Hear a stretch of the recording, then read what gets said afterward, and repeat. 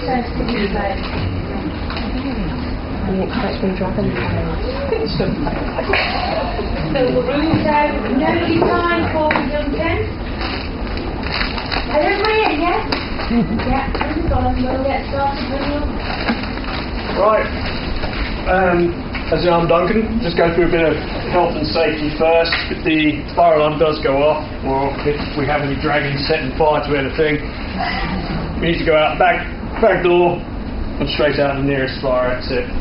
So now we're going to talk about dragons with beards, or... Turn it on. Oh, that might help. Or bearded dragons. And here's one I made earlier. This is George. He's our bearded dragon. I've had him for just over a year now. He's 2.5 years old, so we got him as an adult. He was a rehoe. So what I'm going to talk to you today is about really the aims of the course is just to give you a brief insight into bearded dragons.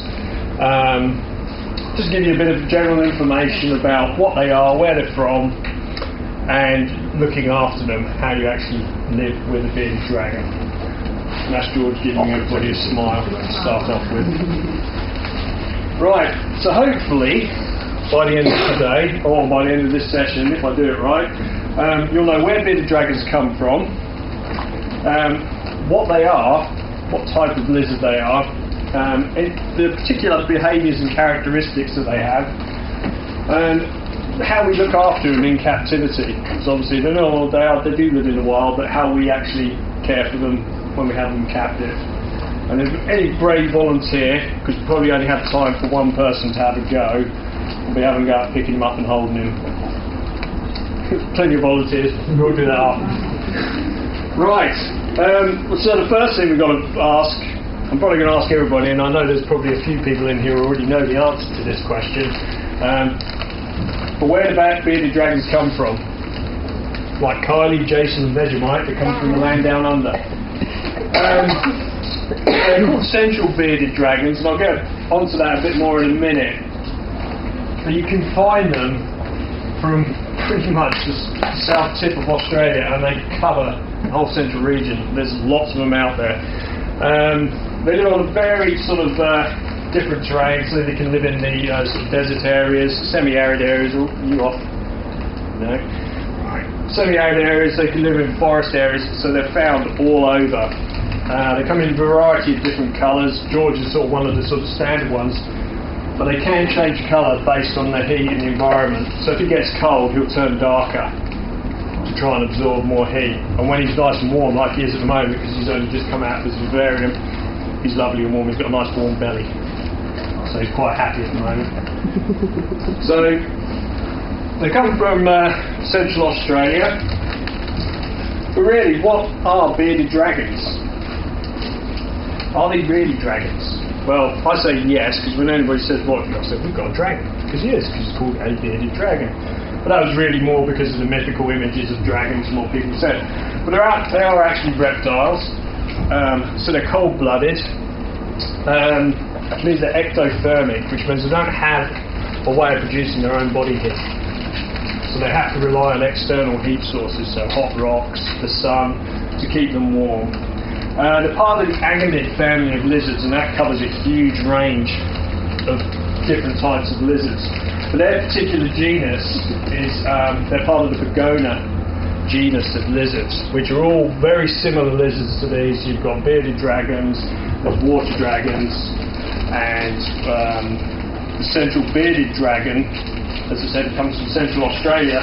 Their particular species is designated as Viticeps, which I think means basically dragon lizard, is the rough translation. So the genus is Pagona Viticeps. So Pagona Viticeps is their species, or they're called bearded dragons. He's going to make a run for it in a minute. He's probably just wondering what's going on. The bearded dragons, but we just call them beardies, because it's an easier name. You're not happy now, are you? Let's put you up there. There we go. He likes being able to see what's going on. He's very nosy. So anyway, so we call them beardies. So pretty much the rest of this presentation I'm going to call him a beardie. They have some quite unusual distinguishing features. That's a picture of George asleep on his blanket at home. So as you can see, he's got quite big, thick, strong back legs. That's part of the agamid family of lizards. They're very strong. They walk on all fours, so he isn't one of these ones that runs around on his hind legs. They're coming in spikes and spines. If you'll let me put him back down again. He's putting his spikes out now. They've got lots of spikes around the face. They're quite soft when you touch them, but what he can do is, particularly the spikes around his body, when he's not happy, he fills his body with air, and it fills the spikes with air, and they become rock solid and hard, and they can actually draw blood. And when we first got him, when we weren't used to handling him, we got pricked quite a few times. They also have a thing called a pineal eye, or a third eye.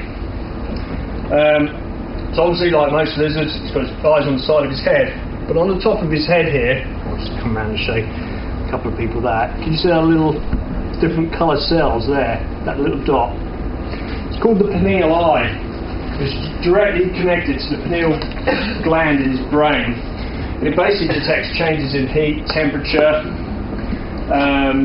and also they think it can be used for detecting overhead predators as well. So sometimes if I put my hand over his head, look, he's shutting his eye because he's detecting that change. And I'll talk about when we pick him up how the best way to pick him up. And they've got triangular heads like a Loughborough, so they fit nicely into corners, and they love snuggling into places. And usually we find him. You're not happy now, are you, mate? Come on, let's pick you back up there. You're not getting down. No. Calm down. Come on. That's it. Calm down. So they like to snuggle into corners. So when we let him out at home in the evenings, he runs around for a bit and then wedges himself into a corner where it's nice and dark and flattens himself out. So that's a little bit about, are they really dragons? But what do they do? What's their common behaviours? How do they behave around us? Well, if this will work, and after Carol's attempt earlier, I'm not sure it will, but we'll give it a go. They do what's called head bobbing.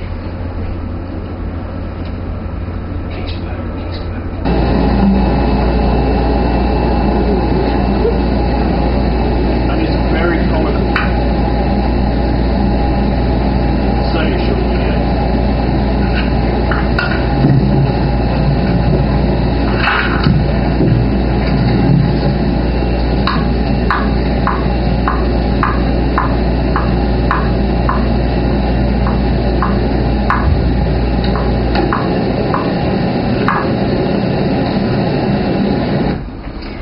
So the males and females both do this comical move called head bobbing, and when we first got him, he'd been in with some females at the shop. And we got some of the things out of the vivarium he was in the shop, and some of the things smelled quite a lot like females, so he was quite sort of sexually aroused because he was thinking there were females around. So he was doing that all the time when we first got him. But as soon as we took the stuff out that came with him from the shop and put some new stuff in, he stopped. So the head bobbing, the males do it as a show of dominance over the females. The females also do it at different frequencies, because you saw in there, some of them were low, some of them were quite quick and violent.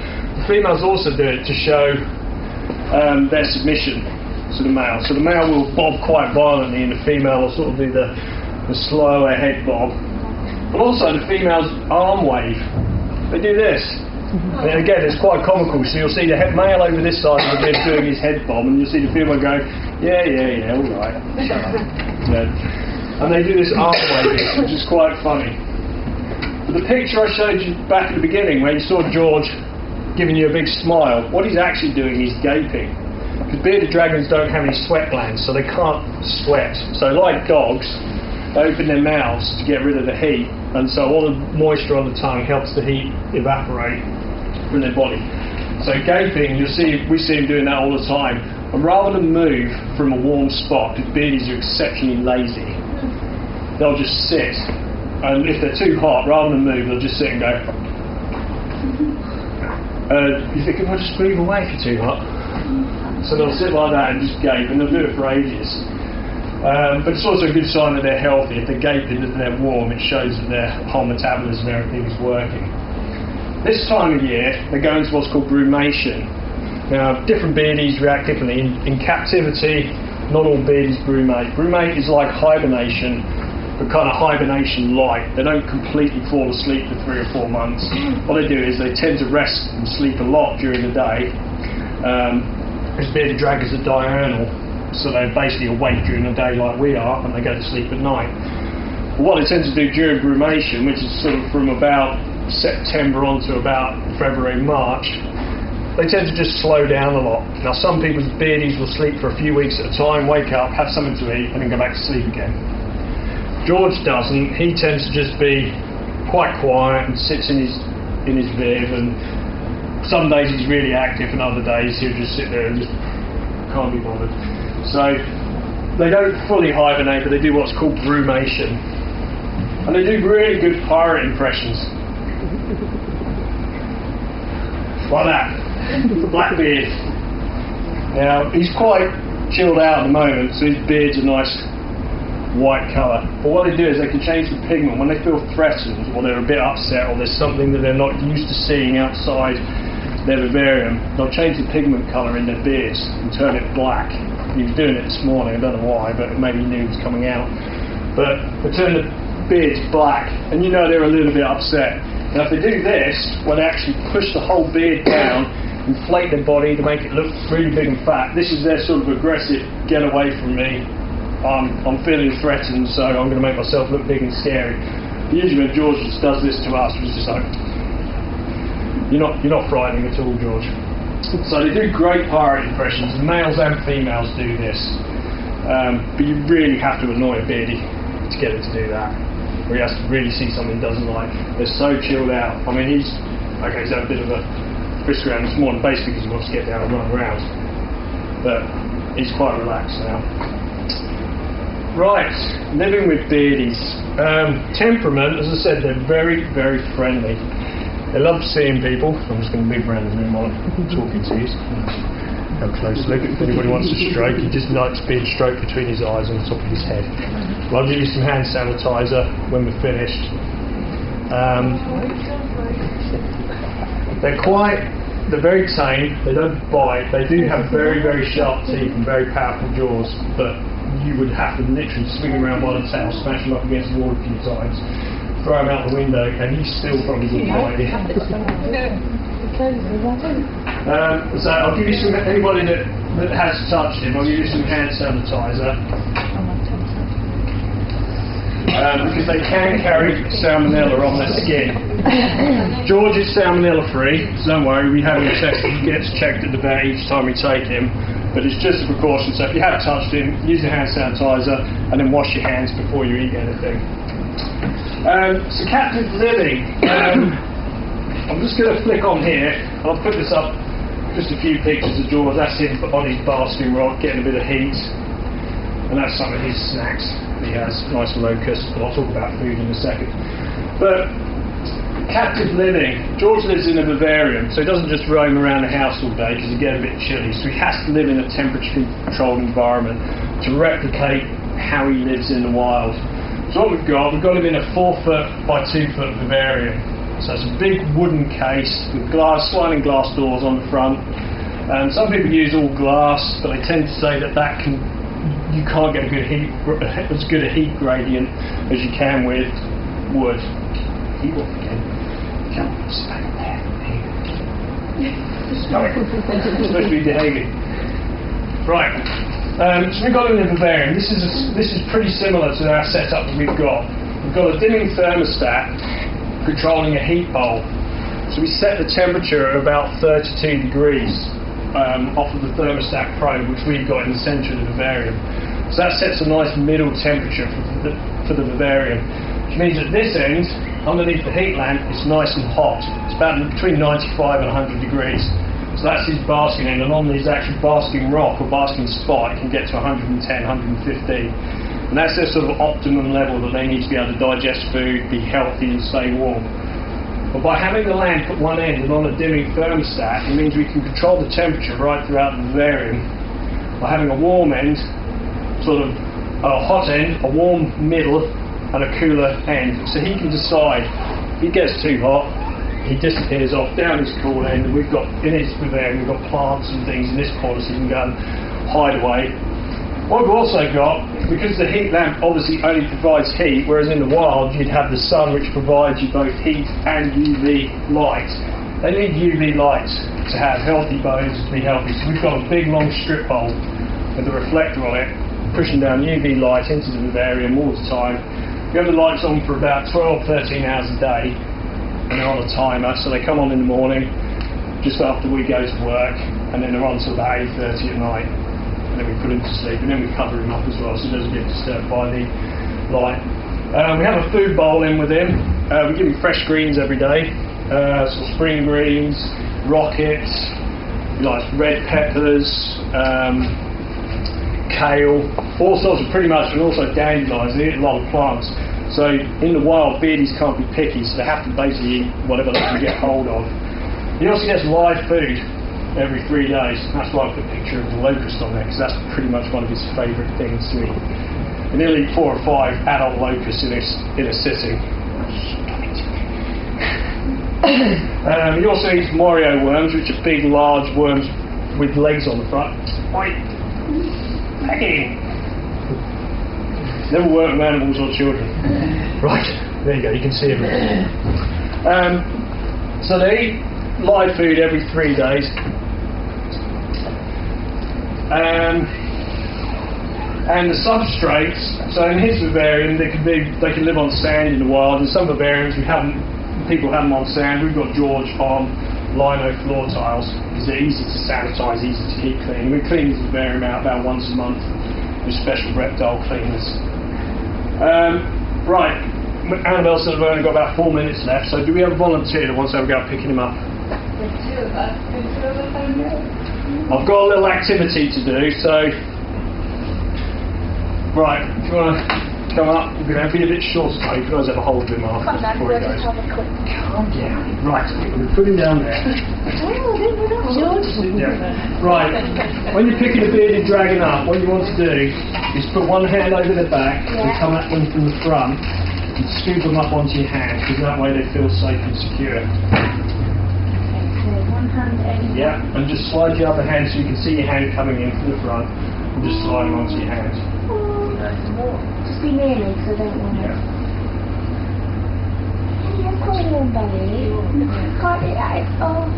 So if you can all work together as a group down this road, you can all work together as a group down this road, you can all work together as a group down here. I'll grab it off. Yeah. We're just sticking back down on the table. Don't write one. Don't write anything yet. Don't write anything yet. Right. There you go. Just pick him up. There you go. Right.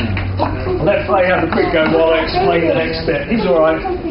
So one on top and one underneath. Yeah, so come in like that and just slide your hand in underneath. Right, what I've given you out is some questions based on what I've talked through today, just to see so I can gauge if I've actually put this across well. What you've got is sticky little answers, but I've only given you 9 instead of 10, just to mess up, so you'll have to write one of the answers in.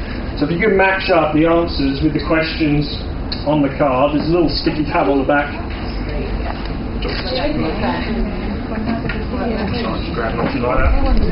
There's a little sticky pad on the back you can peel off, and then we'll go through the answers. I'll give you about how long we've got, Annabelle? 1 minute. About a minute. Species do they belong to? So you're going to have to write in one of the questions. So only make it 9, just make it a little bit. It won't exactly the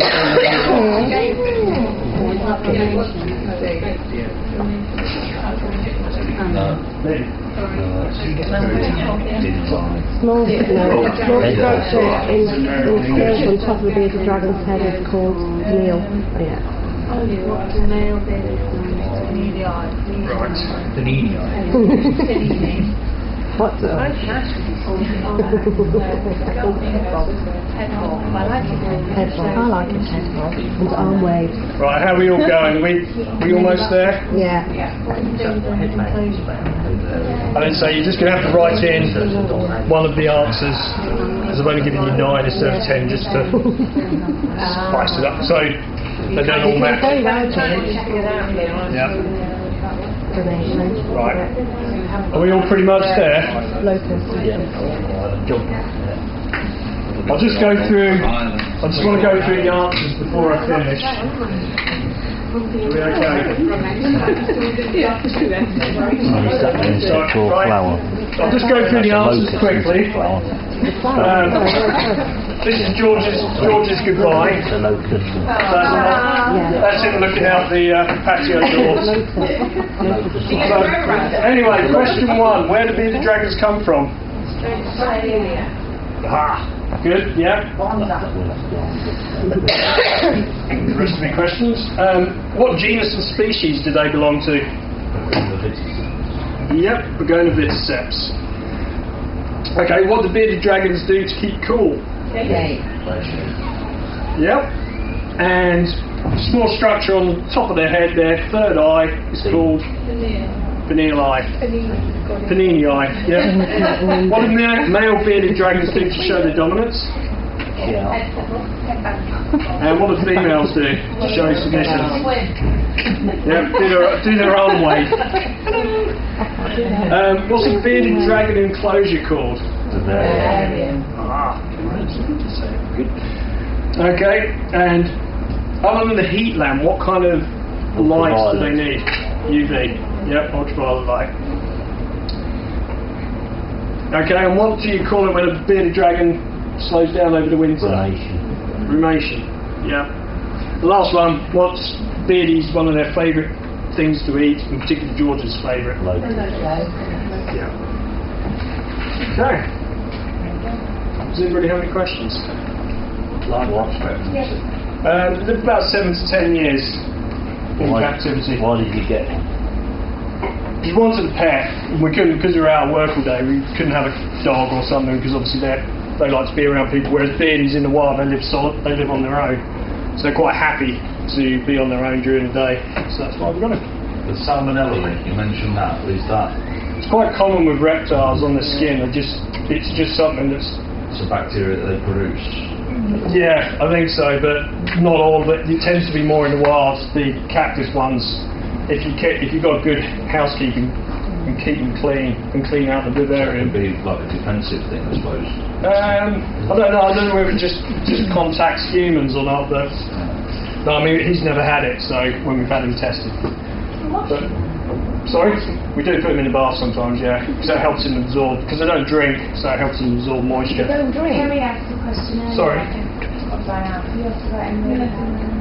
Do you let them roam around the house like you did for Wednesday now? Oh yeah, yeah. Because they love being out. They love exploring.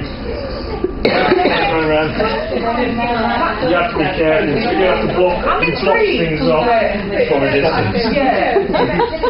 I like them when I know they're behind the glass. Intrigued from. Oh no, he runs around. Not all the time, only because obviously he can't be out for too long, otherwise he gets cold. I mean, it stayed quite warm today, but. Do you think he's darker than he was when he arrived? Probably is a little bit, yeah, because he's probably starting to cool down a bit now.